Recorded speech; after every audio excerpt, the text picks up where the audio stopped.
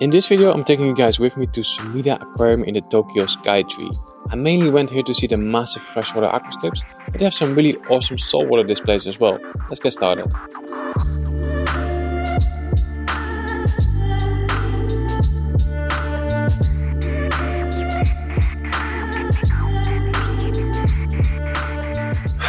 Well guys, where do we start? Let's do a quick overview first. Over here on the left side we have two glass rimless tanks.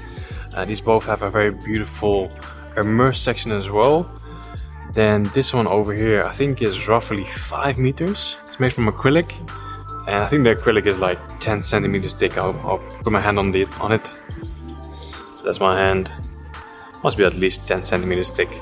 This one is actually a little bit hard to take shots from, because you can see there's a light reflecting in the glass, so you get a lot of reflections. But yeah, this is beautiful. Moving on to the next one. I don't even know what to say. This one is I think 7 meters.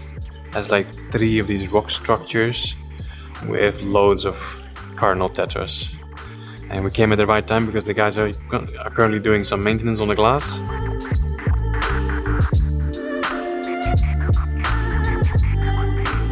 And then the last one, or the last freshwater one. This one is, I don't know, maybe 2.5 meters, stocked with some amazing rainbows. So that's all the freshwater tanks, basically all in one room. And then if we move on, that's going to be the entire saltwater section. I haven't been there yet, I've just been here so far. So yeah, let's start with these two.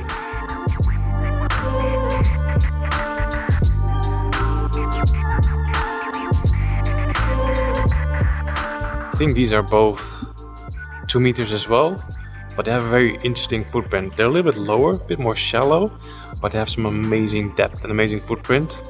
Yeah, you can see here from the side, that must be at least 4 foot as well. So really good footprint.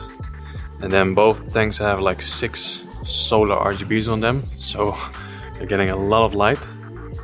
But yeah, these are absolutely stunning. Especially this one has a really beautiful immersed section with a lot of different plants.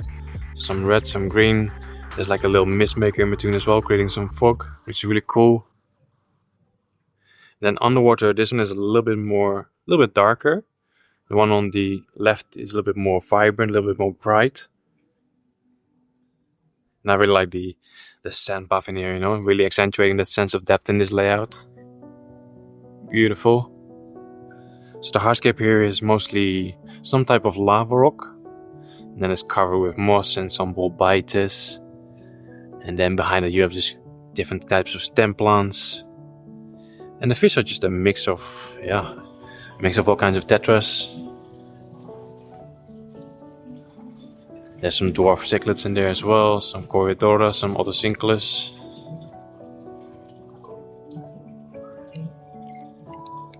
You can see here that these side panels are actually 2 glass panels sandwiched together. So that's also like 4 or 5 centimeters thick, I think. And these 2 tanks are the only tanks that are made from glass. All the other tanks are made from acrylic. You can just see that, you know, the acrylic, after some years, it just started to lose some transparency, while the glass is still crystal clear. Yeah, let me know in the comments which one is your favorite out of these 2. I think if I have to choose, I'll go for the one on the left, just because it's a little bit more bright, a little bit more vibrant. But I can imagine that the one on the right is a little bit more low maintenance, a little bit darker, more slow growing plants.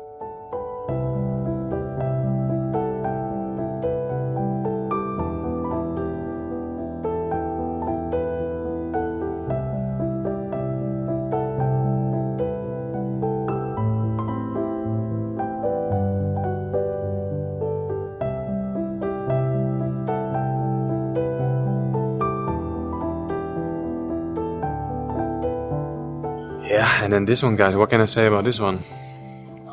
I'm not sure how long this one has been standing here, at least 5+ years.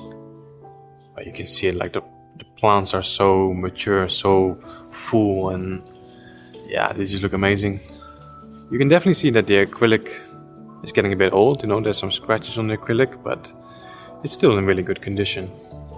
And I've just counted, and this one has 16 solar RGBs on top. That's insane. This one also has quite a variety of fish in there. There's some angelfish, there's some rummy nose tetras, some torpedo barbs.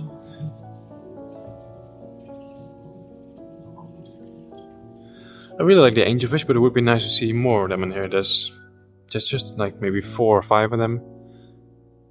Yeah, we all know how big angelfish can get, so seeing a big group of them in here would actually be very nice.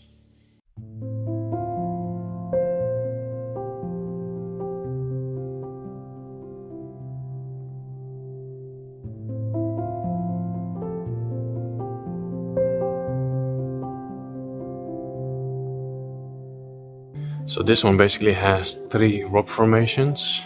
I think it's a type of lava stone. And the rocks are covered with different types of epiphyte like Hygrophilopina tivita, moss and Java ferns. And then behind the lava rocks you have all these different types of stem plants. Red ones, green ones, orange ones. And then in front, basically the entire front is just a carpet of glossostigma. Wonder how they maintain this carpet, because it does have to be trimmed quite regularly. Can imagine that must be quite a pain in the butt. So there's an outflow on either side of this 7-meter tank, and if you look closely, you can see the tiny CO2 microbubbles. You can see closely here on the rock. Tiny CO2 microbubbles being pushed into the tank. I think every aquarium here has CO2 injection. Still busy cleaning.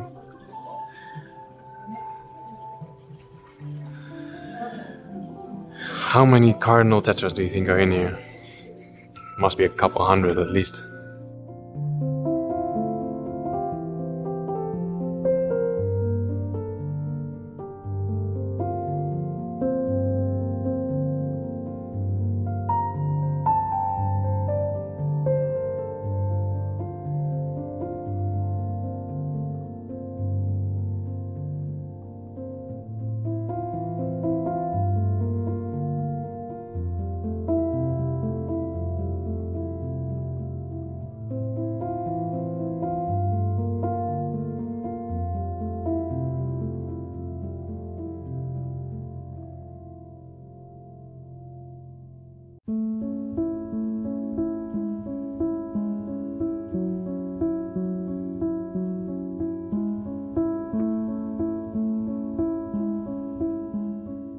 In this one they've used mainly plants from Africa, so you have a lot of Bolpitis, Anubias and Red Lotus.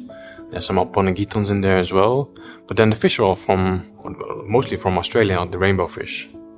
I wonder why they've done it, why they have not chosen fish from Africa as well. I mean, I don't mind the combination, just curious.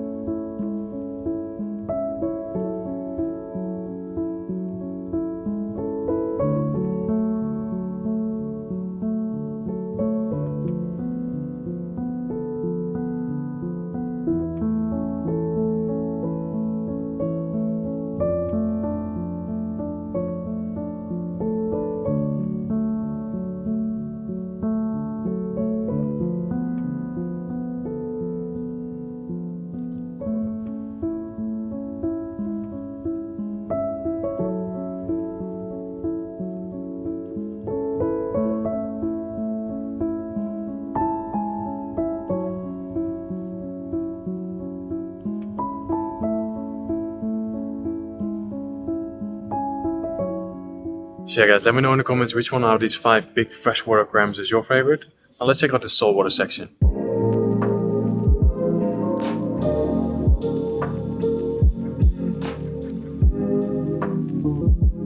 So the saltwater area was a little bit more noisy, so I'm going to do the rest of the tour with the voiceover.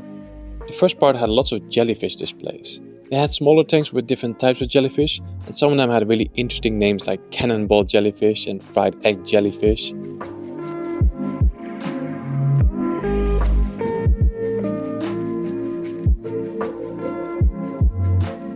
After that they had a huge acrylic pond, and they added some RGB lights to give the jellyfish different colors.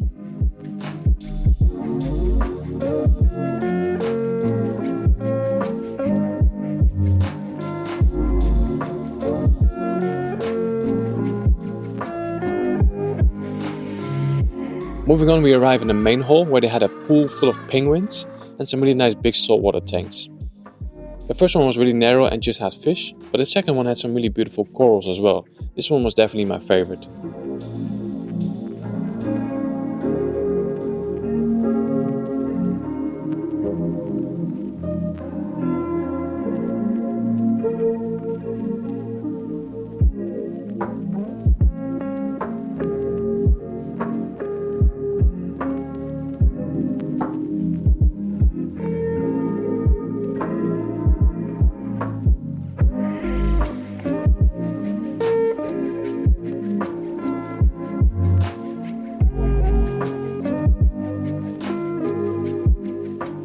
After that, there was a tank full of these garden eels.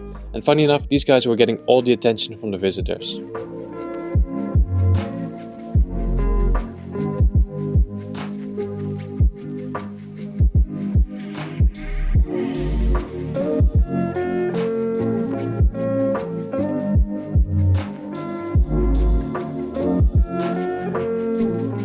The last one in this row was a tank with some really big fish, including this puffer.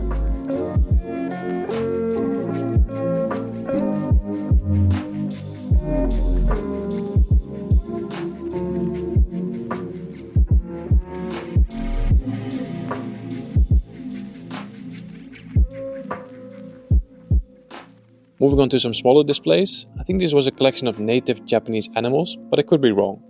But yeah, they had some really nice fish, turtles, and I think these were newts or salamanders. And I almost missed this part, but they also had a section with different types of goldfish.